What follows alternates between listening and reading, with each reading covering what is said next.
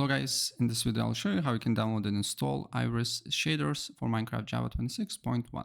So first of all, go on Google and write Iris shaders and click on irisshaders.dev.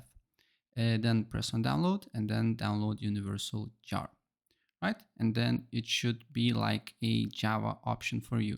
If you don't see Java option, then you cannot open this file. Basically like I do here. You need to then write on Google JDK25 and then scroll down until you see Windows x64 installer and install Java, right? And after you basically open the file, then you just need to press install. I need to close Minecraft launcher.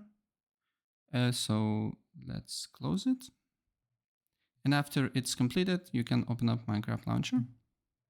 Then as you can see, Iris and Sodium should be available for you.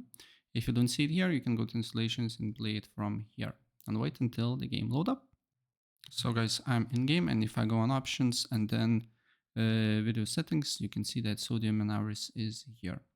So yeah, that's basically it. And if I help you out, please press like.